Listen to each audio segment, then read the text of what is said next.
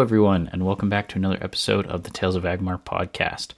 For another time, I am your host, Sinjin, and today we are continuing the journey into Gander's origin story. This is part 4 out of, 4 so far, so if you've not listened to parts 1, 2, and 3, then I would highly encourage you to do so, as it covers a lot of the background information that's going to be mentioned across this episode. Also, if you've not listened to any of the Elnist Republic specific episodes I released in the past, then I would highly encourage you to go and listen to those, as they do cover some important details about the faction that only really get glazed through during this origin story. And obviously, if you're new here, let us know. If you like Tales of Agmar, also let us know. Drop a follow, comment, or check out our Discord and Ko-fi that are linked in the description. I'm really excited to hear from you guys just about your experience with Tales of Agmar so far, what you're liking. If you've got a favorite character, let me know. But as usual, this is all setting up for the eventual release of Tales of Agmar Gambit, which we will hopefully begin the beta reading in a few short months. Possibly sooner, depending on how fast I can crank everything out. But I'm getting really close to the end of the story, and then I will be able to run back through and do a quick edit before we drop it. And that main edit is just making sure that the storyline is cohesive, and obviously a lot of grammar, just so that when you guys are reading it, you don't have to be like, oh, you used the wrong there, and have that drive you insane. Because I know that drives some people insane, and some, I'm one of those people. But anyways, let's continue with Gander's origin story. So, that's how we're going to do it? Mace questioned Gander. Just wander the forest until Jereb's drop pods fall from the sky? Yep, Gander started. It's the best way for us to narrow down where he's going to be at. More than likely, he's going to try to be at the front, lead out the battle, get kills, impress the Academy's staff, just to give him those additional accolades to help him get onto Ragash. That sounds very much like something he would do, the girl with the scout rifle said. I'm surprised no one else has really thought about going after him like this, though. He's gotten under a lot of people's skins, Gander said. Hopefully this will get him to back off from our class, assuming it's humiliating enough for him. Yeah, one of the boys said. Just watch out and make sure this doesn't backfire on the rest of us. Don't worry. I've already taken that into account, Gander replied. Students, the robotic voice said. The wargame starts in 3. Guess this is it, Mace said. 2. No regrets, one of the boys whispered. 1. I really hate this part, Gander said. What part? Mace was cut off by the sudden rushing of the muster point upwards. A few classmates fell down as the podium was thrusted up to the surface level, with the game's map now fully revealed. It was done up to look like the more early morning hours, the time between light and dark where anything could happen, with a sea of trees in front of them. Begin, the robot voice finished. That part, Gander said. Now, let's hurry it up. Gander and his team went in the opposite direction of the rest of their classmates. The others were rushing to defend their base from the seniors' impending attack, a reasonable approach, especially since it's fulfilling the main objective. The newly formed squad rushed to the tree line, though, keeping their heads down in case of incoming enemy fire. Thankfully, there was none. All 5 safely arrived at the edge of the trees, prepared to hunt down their common enemy. As they continued in the forest, all 5 of them looked up at the sky, searching its vastness for any kind of spark that looked like the beginning of a meteor shower. There were sure tell signs that a drop pod assault was taking place. The team approached to go deeper, occasionally checking the ground for any other signs of another approach. So, one of them said, have you guys ever seen a drop pod assault? Does it look like the videos they show us? Yes, Mace said. It's exactly like the reference. Oh? Gander said. When were you on the front lines? I did some time with my old world's PDF unit. For what? Rifle Girl asked. Just to get some more hands-on experience. It wasn't a for sure thing, but I tagged along. It's probably not allowed anymore after what I saw.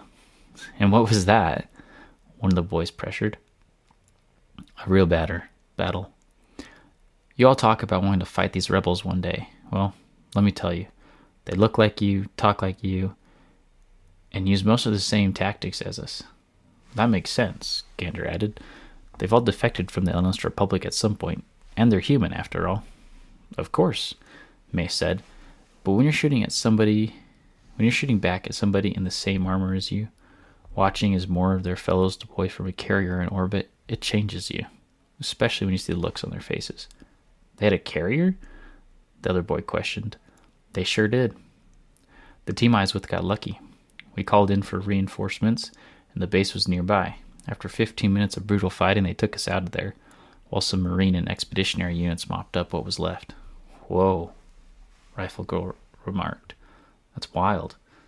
I don't know they had access to hardware like drop pods and carriers. No one does, Mace finished. It's why they need to be dealt with sooner than later, before they can get more powerful. Everyone went silent, combing over in their minds the information he had just brought to them. Gander moved closer to him. I can't believe you've already seen real battle, he whispered to him. What was it like? His friend's voice took a minute. Once it started, the sound was different than before. Loud. Incredibly loud. Gander could tell it was a lot to think about again, so he gave him some space. The quiet searching continued for a few more minutes until it was broken by the girl. I think I found our target, she said, while pointing up the sky. I hear 2 o'clock and up. The whole group followed her directions and found the foretold meteor-like objects in the sky, falling down and causing quite the scene against the quiet stillness of the night. Gander did some calculations in his helmet. Looks like they're going to land a few yards from the base. They're falling pretty fast, one of the boys commented. Well, May said, in a real battle, they would be trying to avoid AA fire. Oh, true. We better get back there then, Mace continued, if we're hoping to eliminate Jereb before all the fighting starts. The group began heading back towards their class's base, this time at more of a jog instead of a walk. Gander looked over at his friend and noticed his face was twisted, perhaps still thinking about past events. He took this moment to cheer him up before they got into a fight. Everything okay? He asked. Who, me? He broke him out of a trance. Yes, you. Come on. I can see something's bothering you. I've just been thinking, he said. Is Jereb really that stupid to tell us exactly how he's going to enter a battle and then proceed to do it right next to our base? The casualty rate is going to be considerably high if he does that. More than likely he would lose. True, Gander said out loud to himself. He held up a fist to make the whole group stop. Everyone, I think we're being played. What do you mean? One of the boys asked. The battle is happening just over there. He pointed to where they could now hear the sounds of gunfire and screams.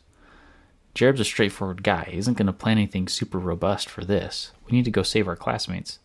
Sure, Gander said. But think about it. He could use the drop pod group as a distraction force. I agree, the rifle girl said. There definitely was not a lot of pods in that group. The whole senior class couldn't have been in those. Perhaps, the other guy said. But we still need to hold the base. It's the main objective. Yeah, the other one stepped in. The two of us are heading back. You guys can come if you want, but if not, then have fun convincing the proctors why you fled the battle. Gander felt confident in his assumption, though. Something that over the years he had learned to trust, as it had led to him to more success than his peers who relied on pure emotion. Go back then, he challenged them. We'll go out and find Jereb, then return to assist you. Not if we get him first. Then the two boys motioned to leave, picking up their pace to a run in an effort to save their classmates. Looks like we'll be tightening up, everybody, Gander said. Keep your eyes peeled for a larger group. Let's start making our way to their base camp. It should be... He looked at the map provided. Yep, just opposite of ours on the other side. We'll run for a few yards, and then as we close in, we'll slow it down to stay quiet. They started off at a run, just like the other two, with the sounds of fighting fading away behind them. Gander started to think more about what Jereb could possibly be planning. Had he counted on their class staying at the base instead of moving out? Or perhaps the pod team had fallen too soon. He had so many possibilities running through his head, but he knew that there wouldn't be enough time to think of them all, so he just decided to carry on and hope his gut was correct. The run lasted a few more minutes before he motioned for them to all begin a jog. That also only lasted for a few more until they reached 100 yards from the estimated position of the enemy camp. He motioned for everyone to stop, and they began to slowly walk forward again. After a few moments, he heard Jereb's voice up ahead. He had been right. "All right, everyone," he said. "Our skirmish team should have finished softening up the second years by now." A couple people cheered from the group, while a few others looked at him with disgust, and many more looked away, unable to meet his gaze. "Now, we simply need to raid their base. Wave 1, get ready to move out." About 15 people shuffled out of the crowd and began making their way towards the location of their classmates. Based off their so low pace, Gander estimated it would take them about 15 minutes to reach it. Not the most optimal time if one was doing a wave-based assault. If Jereb had chosen a closer point to gather at, it would have been way better. That way his troops could be refreshed before attacking, and the waves could have been closer and more consistent intervals. Not to mention reinforcement would have been easier, as well as commanding. Mace nudged Gander, motioning to their last squad member, who was already prepared to take out Jereb. Yea or nay? Gander shook his head, then motioned back a few yards. It'd be better if they took the shot from farther away, thus giving them more time to get up and run to safety while dodging the enemy's attack. Together, they all got up slowly and moved over to the position Gander had pointed at.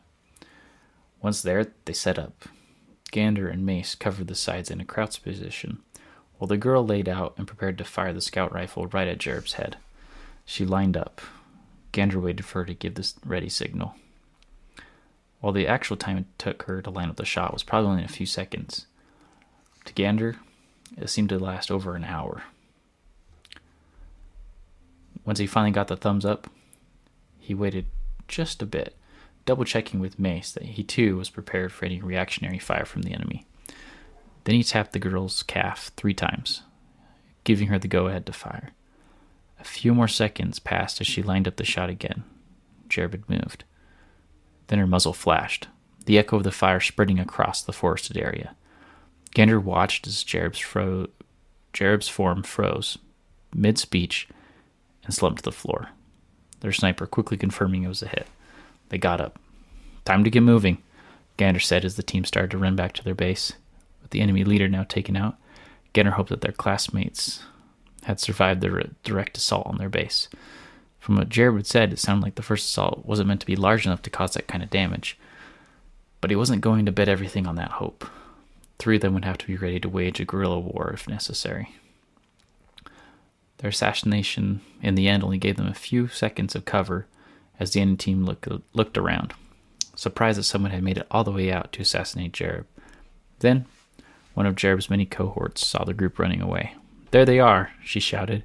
"We need to win this exercise quick, or our proctor will be terribly upset." The rest of the class began to grumble and move forward, as if the senior who just spoke held a knife against their backs. As they marched, another one shouted, "To our left! Hold face and fire!" A burst of rounds followed, causing Gander's group to dive forward. The burst stopped, and all 3 got up and began running again, this time in a less organized fashion, in an effort to decrease the chances of all 3 of them getting hit. Gander turned back and fired a burst of his own, Mace too, resulting in one of their many pursuers falling down, eliminating them from the war game. "Great shot," Mace said to Gander. "Thanks, but we can congratulate later. Right now we gotta run." Another burst from the enemy sounded off. All 3 dove again, causing them to lose precious time in hopes that they didn't get hit. Once again, all 3 were able to get back up and continue running through the trees. At different intervals, they fired their weapons back. It was quickly becoming a game of cat and mouse. After another burst, Gander and Mace got up and started running. Then Mace motioned for Gander to look back. Their last teammate had tripped and was trying to pick herself back up.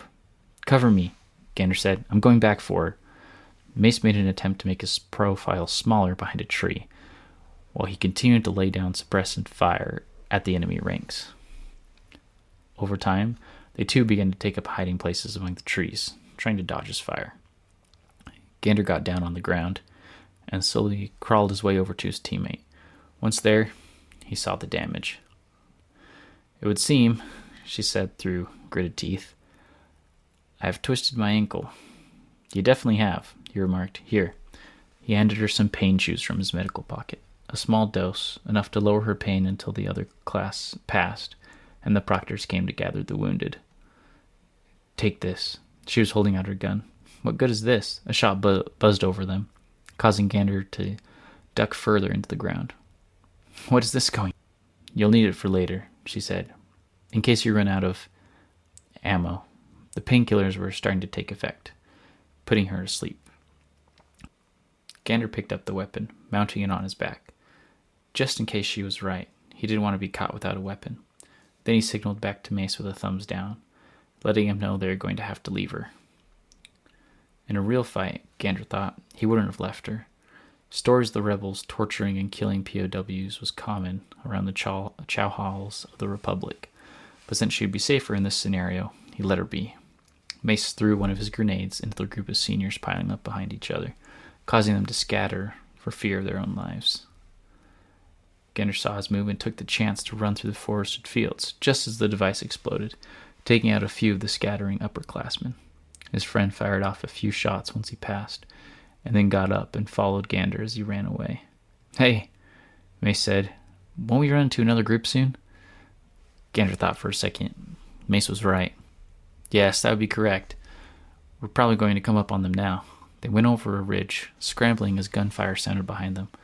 Just follow what I say. Don't shoot until I give the signal. Okay, Mace said. What's the signal?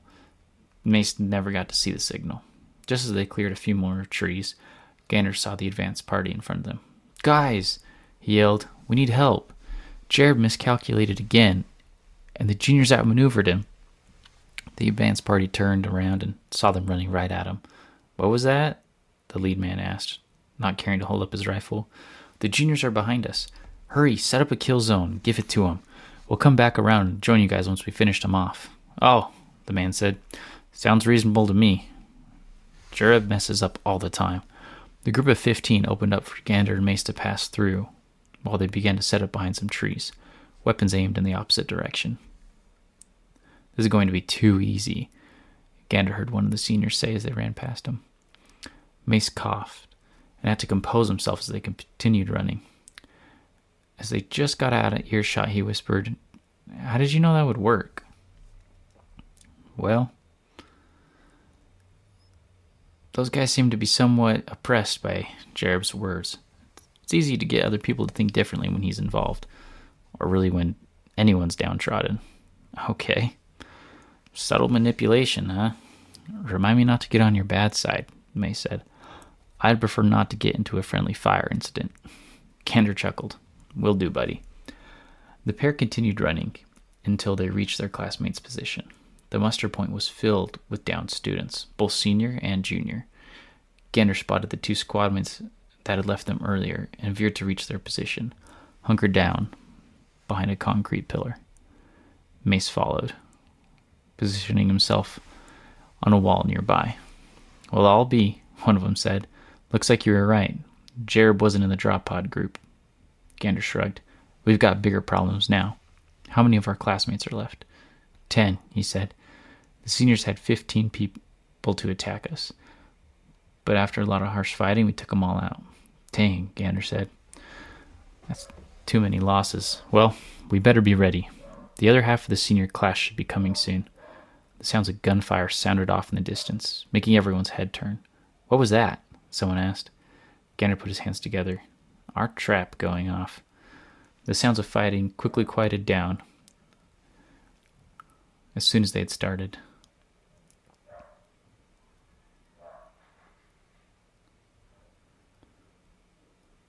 We'll all be, one of them said. Looks like you were right. Jereb wasn't in the drop pod group. Gander shrugged. We've got bigger problems now. How many of our classmates are left? 10, he said. The seniors had sent 15 people to attack us originally, and after a lot of harsh fighting, we took them all out. Dang, Gander said. That's too many. But we better be ready. The other half of the seniors class should be coming soon. The sounds of gunfire sounded off in the distance, making everyone's head turn. What was that? Someone asked. Gander put his hands together gleefully. Our trap going off. Sadly, the sounds of fighting quieted down as quickly as they had started. While Gander had hoped that it would last longer, it hadn't. But from the noise, he hoped at least 5 other seniors fell. All right, get some cover, he instructed everyone. It's about to get dicey around here again. All right, thanks so much for listening, everyone. Once again, I had a really fantastic time writing this for you all.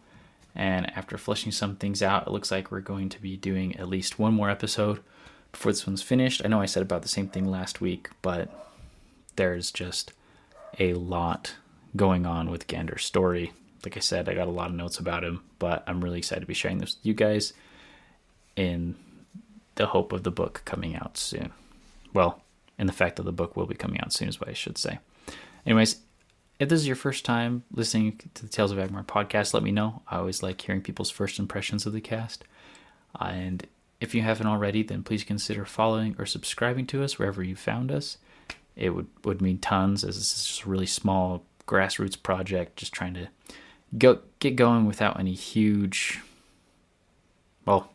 anything really going into it. But as always, we drop new episodes every week on Monday at 7 p.m. Mountain Daylight Time. Just one more reminder, we've got the Discord. It's free. You guys are more than welcome to come join it. I'd love to hear from you guys. And thank you again for listening. This has been Sinjin with Tales of Agmar. And wherever you are, be a good one.